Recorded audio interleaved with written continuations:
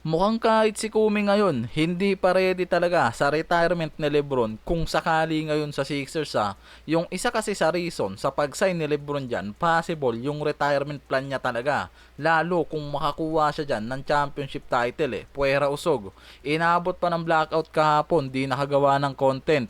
Si Kumi kasi ngayon, itong taon pala, last January, sinabi niya na mas gusto niya na maglaro pa rin si Lebron hanggang gusto nito maglaro sa NBA. Katulad ngayon na kahit nagkaroon ng departure galing yan sa Lakers, mukhang hindi pa rin talaga kumukupas yung binibigay niyang business sa buong NBA. Para kay Kumi kasi, kakaiba talaga yung sitwasyon ni Lebron kahit nasa 40s na. Sobrang productive at pinag-aagawan pa rin talaga ng mga contender team.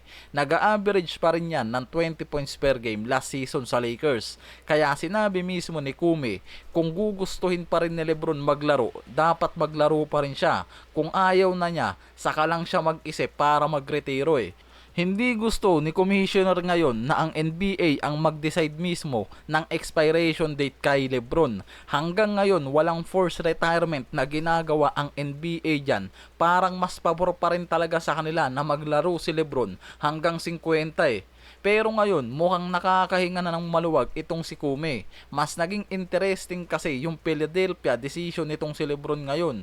Iba na yung sitwasyon kaysa nung ginawa yung original comment nitong si Kume noong January. Hindi pa kasi nag-retired si Lebron after ng year 23 niya. Sa halip, pinili niya pang sumali sa Philadelphia at pumirma ng 2 years rugly 8 million deal na may player option sa 2027 to 28 season. Possible hindi pa talaga retirement ang aabangan sa kanya sa Sixers.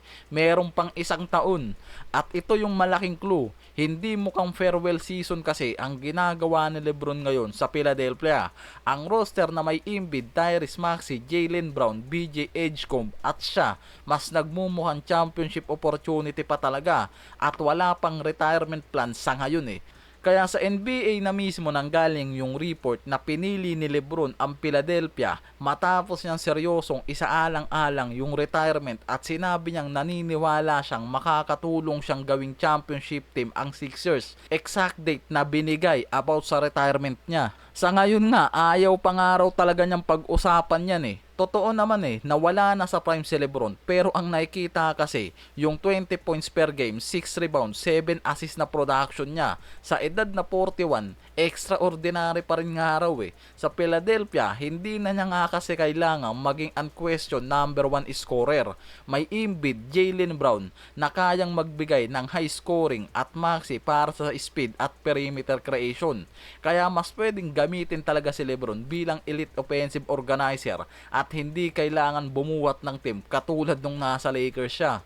Dito naman mas madaling maintindihan nga raw kung bakit mas importante kay Adam Silver yung longevity nitong si Lebron kapag naglalaro kasi siya. Malaki pa rin talaga yung impact hanggang ngayon, lalo na sa TV ratings, national games, Christmas games at ticket demands.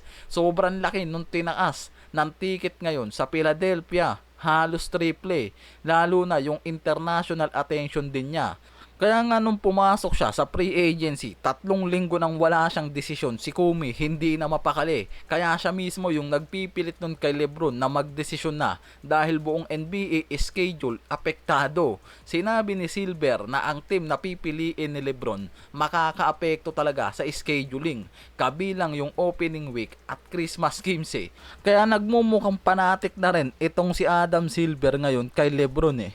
Ang buong NBA ecosystem may malaking commercial interest sa presence niya hanggang ngayon. Kaya mukhang itong si Kumi hanggang ngayon rin hindi pa rin talaga ready sa retirement nitong si Lebron. Pero kay Lebron na rin naman kasi nanggaling na wala pa rin talaga siyang desisyon about sa retirement niya. May sinabi pa nga yan kaya niya pang maglaro around 4 to 5 years depende sa magiging kondisyon at hanggang magiging production pa rin siya sa isang team. Yung lagay naman ng Warriors kay Curry, mukhang napako na lang talaga yung pangako nila sa championship window na balak ng mga to. Mukhang isang season na namang aasa itong si Curry. Magiging eligible siya para sa bagong extension, August 29. Nasa 2 years, 136 million. Pero malinaw na hindi pa talaga sigurado yan. Pwede siyang mag-option out sa bagay na yan, lalo kung hindi niya makikitang nasa championship window yung mga to. Natapos ang Warriors sa 37-35 nung nakaraang season. Hindi man lang sila nakapasok ng playoffs. Bukod dyan, sinubukan nilang mag-add ng superstar ngayong off-season. Ang problema, ni isa sa mga players na tinarget nila dyan, wala silang nakuha. Kung hindi naging competitive ang Warriors ngayon, baka sa huli makita na baka magdesisyon talaga si Kerry na magpa-trade o hindi kuhanin yung extension contract niya. Ito yung pinakasitwasyon ngayon sa Warriors. Based kasi kay Brett Siegel ng Clutch Points, yung information mula sa league source, nagsasabing gusto pa rin kasi talaga ni Kerry na mag-stay sa Warriors at wala siyang planong humingi ng trade. Inaasahan din siyang nasa Warriors buong 2026 to 27 season kahit hindi agad matapos yung extension negotiation nila ngayong buwan Pero depende sa mga analyst Yung option 1 kasi sa kanya, full contract. Pwede niyang tanggapin yung buong 136.7 million contract niya. Ang advantage naman dyan ni Kerry, maximum financial security, malaking compensation, hanggang papalapit yung retirement niya. Wala silang isa-sacrifice na personal earnings niya Option 2, discount.